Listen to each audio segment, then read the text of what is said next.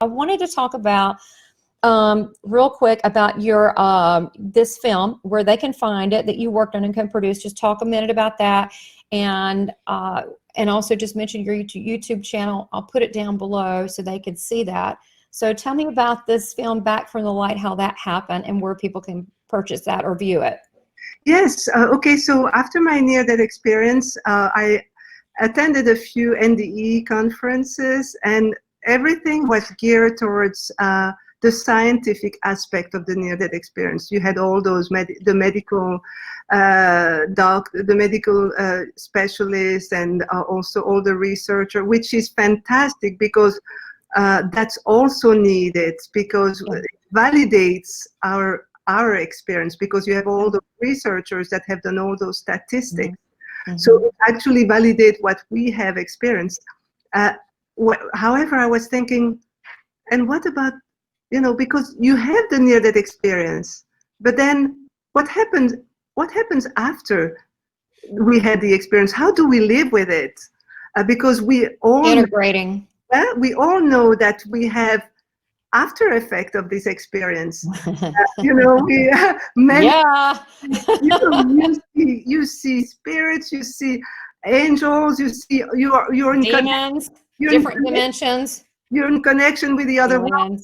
So that comes, I always say, it's like the veil has been opened with the other side. Yeah, once you've been over there, it's like there's a gate that's open a little bit, and we can actually go inside it.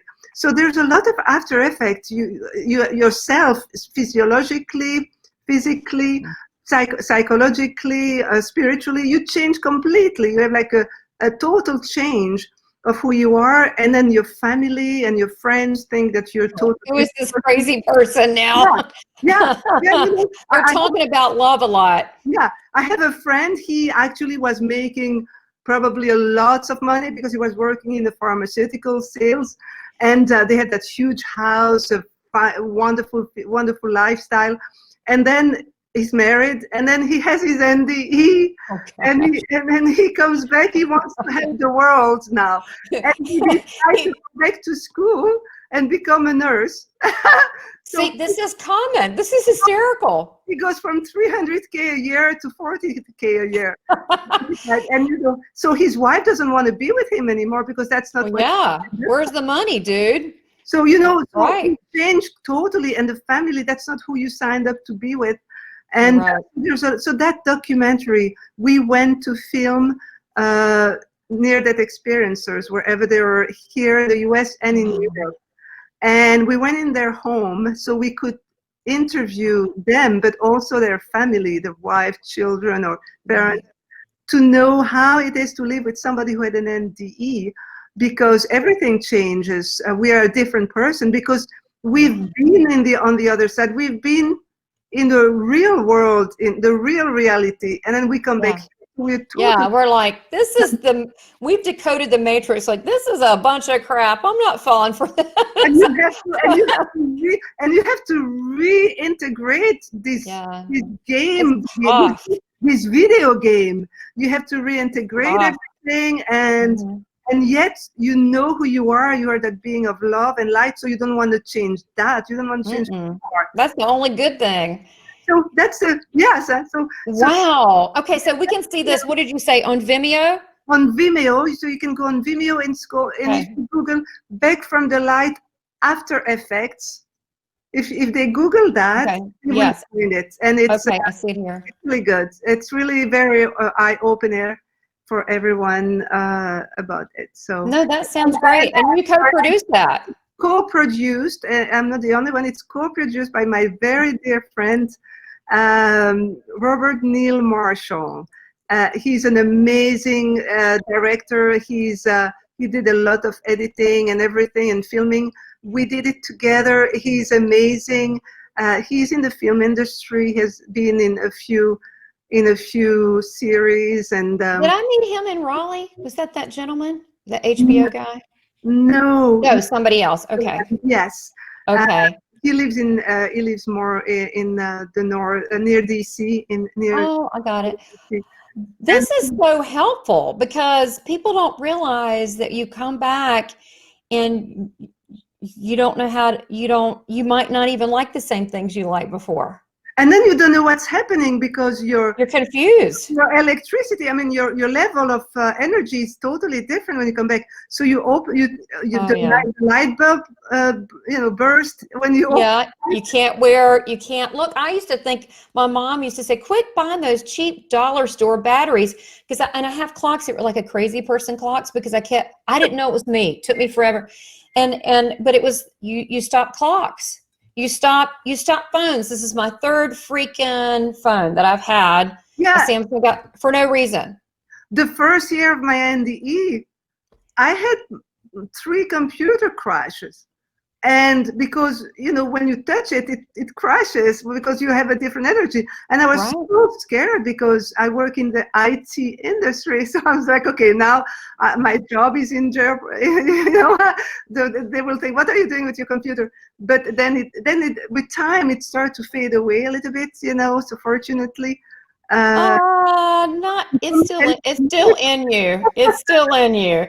You control it. But you also, I don't know if it was before your NDE, but I know you've got healing abilities. Yeah. You're going to have a waiting list now. But was that before the NDE, or did that really enhance afterwards? It was before my NDE already, because as I said, I was in the ministry.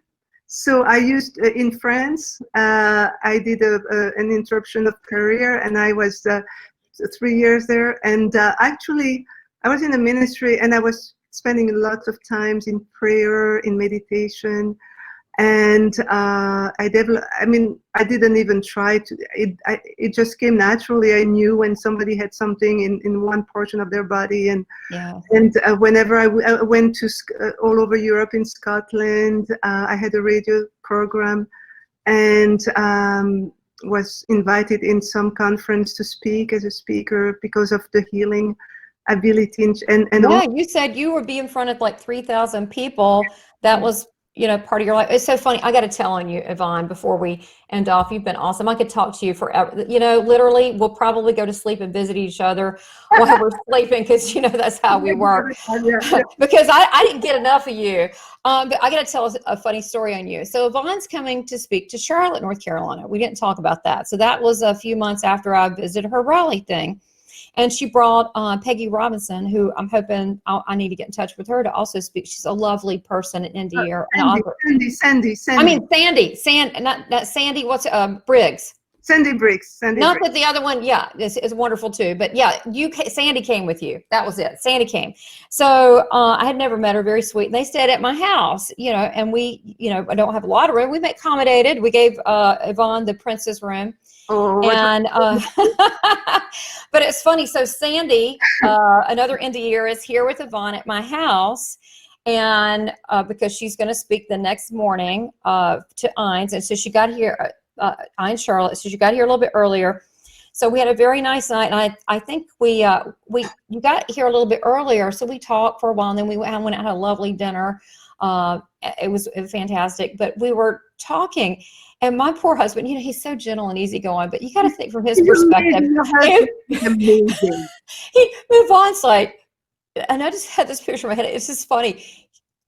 Yvonne said, "Hey, your hips are uneven. I can grow your leg." I'm like, "Okay, let's do it." So I'm in a chair. We're like sitting here praying over. She's like doing a healing thing, growing my foot, and then later on, I'm giving them like prophecy, and I'm thinking, this is normal for us. And my husband, he's very patient. He's seeing all this, and we're just right. Yeah. I mean, and most people think they're cuckoo. You're cuckoo, but it's true. First of all, your husband is amazing. He's actually showing you the love of a husband that many men should be showing, because he's at your service, but you're at his service as well. He's not afraid to be helping you out without feeling that, oh, I'm not a man. Because I think the real manhood is to be able to celebrate your wife, and he's doing that. He celebrates you, and I think that's amazing. That is very true. Come back to what you were saying about experiencers and the leg growing and prophecy. Yeah, but I went, okay, let's do it. you seeing beings while are you seeing a being while we're talking, and you see messages. But you know, sometimes when we go to the IANS or NDE conferences, and we are experiencers together, sitting, talking about crazy stuff happens. talking about the afterlife and everything we saw and experienced. It's like and then we say to each other, if anyone pass by and hear what we are talking about, they will think we sound crazy. you know, But I will say, with other NDErs, I don't know, but a lot of electrical stuff happened, a lot of synchronicity, a lot of messages. Spirit gathers close. The last time I went to an IANS thing, I was walking down the hall. It's very busy. People are happy. There's such a love fest. I mean, it really is, because they're of that vibration. Not that they're perfect, but when we get together, something happens.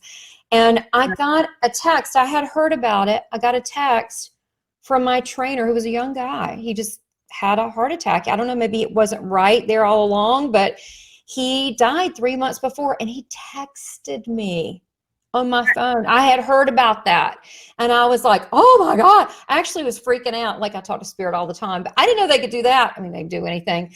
And I'm going, he said, your appointment so-and-so. He had been dead. He didn't even know my phone number. He did not know the email. I got an email on my phone. He didn't even have my email. wow. So you see, he was giving you a message from the other side to say, Yes. he was seeing you. Yes, he sees that I'm there. Yes, yeah. I'm okay. I see what's going on over there. And you're so right, because when we go to those conferences, the energy is so high. Oh, it's good. It's amazing. It's like having 300 people that had a near-death experience. Can you imagine? Oh yeah, it's just good so stuff. Amazing, and the love we share with each other without. It's heavenly. It's telepathic. Actually, you don't have to say anything. Yeah. No, sometimes I would be in the elevator and I'd say, oh, what's such and such doing? The elevator opened, there is the person. That's how it happened in those conferences. The whole weekend. It's all like that. Yeah, it's the whole time. It's really now, and if you're not a near-death experiencer, when you go to these things, you get high too. You get high on that energy too. You're like, what is this? This is good. I got to come back next year. Yes, I remember the IANS conference in DC a few years ago. We were there. The whole staff of the hotel was asking us, who are you? Who are you? Because everybody was loving them. Thank you so much for doing that for us. No problem. We were also loving with them, and they were not used to that. And they could feel it. It said, there's something different about all of you. It was that unconditional love from heaven that we were carrying and giving to them, But when we're together, something happens. That's why I can always tell, God puts it in me if someone's had an NDE. A lot of times if people don't remember, if you want to look, if you want to think about it, you could think at a time in a childhood where you fell off the horse and no one talked about it, or you had a really high fever. It could be that, or it could be that you did a surgery, but you didn't feel right afterwards, but you can't place it because, it's not really of this world. You may just feel strange. Maybe you don't remember, but that is very common for people initially not to totally remember. Yeah. Don't you think? Yes, some people don't remember, and then the memory comes back maybe weeks or days ago, weeks later, and some people don't remember. We don't know why some remember and some don't. Because indeed, but some people don't remember, but they have all the symptoms of the after effects of the NDE, and that's how we know they had one, because they have, their life is changed too, and it's, and there's a frequency you feel with them. A lot of times I'll say blah blah blah and they'll go no, and I'm like, okay, and I smile, and then they go because there are qualities that come with it. A lot of mediums that get this ability, they're like, I don't know why. A lot of times they had NDE ability. So it's interesting. And you can learn all that on EINS on the website. There's other near-death things, but they do have a lot of research on EINS.org if you want to know more about the after effects. Yeah. We should actually talk about that in the live chat about the after effects, because some of the stuff gets kind of crazy, like the phone texting and the electricity. And I've blown out a telephone pole and the freaking building, all the lights in it. And I didn't get, the whole street went, ah! And right before it even happened, I did that. And then I went, cool. I mean, I thought it was like a rush. I thought that was fun. The minute it happened, I did it the same time it happened. And it was cool. I don't know why I did it, but it was, I don't know. I don't know why. I didn't intentionally focus on it.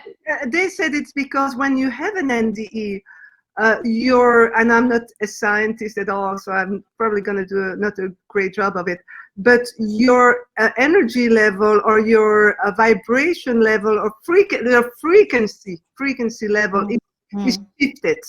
And that's why everything you touch is not into the right order, and it will create all that. I have a funny story to end if you want. Yes. So like many near-death experiencers, there's a 70% divorce after an NDE. Yeah, unfortunately.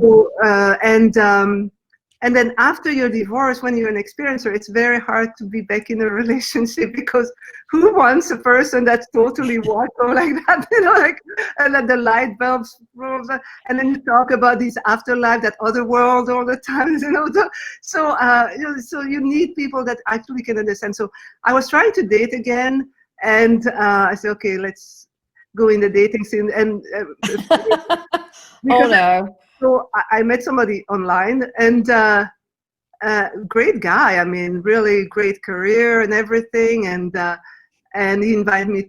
We had a few dates, and then he invited me for dinner at his home, and make a nice dinner. And he asked me, "Do you want to watch TV?" And you know how near-death experiences, we're not that connected with the television, and we are so. You have to pick it out. You have to pick it out and want to see it. We want to see, Yeah. It has to be with the light. It has to be pure, exactly, joyful, and love, and spiritual. Nothing dark, because we have been in the light. That's true. We cannot handle anything dark. Violence. And all that is not for us anymore. And and then he said, "Do you want to watch TV?" I said, "Yeah, okay." And so he put the TV on, and it's not. And the TV comes on, but he cannot connect it. He cannot connect the TV. And then he said, I don't know what's going on. And he's getting nervous. And I'm thinking to myself, it's because of me. And he probably wanted to watch something violent or something that, what I mean? No, yes, or like you were saying with our like a crime, or like a crime show, which I don't like. No. So I said to him, "Do you want me to help you?" And he said, "Yeah, okay." Because he had been trying for 10 minutes. He said, "It has never happened to me. It's not connecting." And I said, "Do you want me to help you?" And he said, "Yes." So I went and I put my hand on the television, but I don't say it because I didn't want to freak him out. But in my mind, I said, on. And that's another near-death experiencer who gave me that that trick, because she was using that and it worked. So I went and touched the television, and I spoke in my mind to the frequency of the television. And I said, I understand. I said, I'm actually bringing my own frequency to yours, and we are at the same frequency now. We can connect. I said that in my mind, and then but I'm holding my head, and then suddenly the TV comes on, and he said, "How did you do that? How did you?" And from that moment on, our date got less and less, and then we never got it. Did you freak him out? I think so. You didn't tell him really. And that's the thing of experiencers. We are so trusting when we connect. We don't see that actually there are things that will freak people out that is very normal for us. It's like we all have been to a very far planet that's very advanced. That planet is very, very advanced technologically with everything. And then we come back to Earth And then we want to tell people about everything we saw on the other planet. I can't have it. People will think you're totally You're crazy. nutty. No, I totally get it. I got to tell you something cool. So this is cool. It's the power of intention, and it seems to really work with NDErs. But so I said, man, where's my keys? I need to, you know, the intention was I got to start my car. I got to go. I said, I need to get the keys to get in the door, to get into the car. I swear I had no keys on me. I had nothing. I really didn't know where they were. My car went beep, beep. You know how it makes a noise? And it opened the car door for me. I've had another time the car wouldn't start, and I sent love to the motor. Okay. And I sent love frequency. And I said, thank you for being my car. Thank you. If you can start now. And it started. So my TV's turned on before. Where's the remote control? And it's like a 75-inch TV, and it cuts on. I'm like, oh my God, I wish I can't do that at will, or otherwise I wouldn't need a remote, but I can't really control that. But that was an intention. So we all are radars for intention as we manifest. It's not just NDErs, it's us as our spirit, as our true nature. So that's why we should be careful with our words, with attached energy, and also that, you know, and just be spiritually mindful. But we'll talk more about that on our live chat about these cool phenomena, and people can ask questions, and we'll talk about your cool experiences with healing, because you do have some really neat stories. And then we'll just have a blast. So people, join us with Yvonne Friday at 6 to 7 p.m. Eastern Standard Time, and subscribe to my channel, and we'll give you Yvonne's, and subscribe to her channel. We'll put that at the bottom. And we thank you for listening, and also being a part of this soul spiritual community. Thank you so much, Yvonne. You know I love you. It was such a wonderful time to be with you, and you know I love you too. And thank you so much for your time, for inviting me here. I had such a wonderful time. You're always wonderful. Oh, you're a blast. We could do this for days, just being together and laughing. Well, look, thank you so much, and we'll see everybody on Friday. Okay. All right. Goodbye. Bye. Looking forward to. Me too. Bye.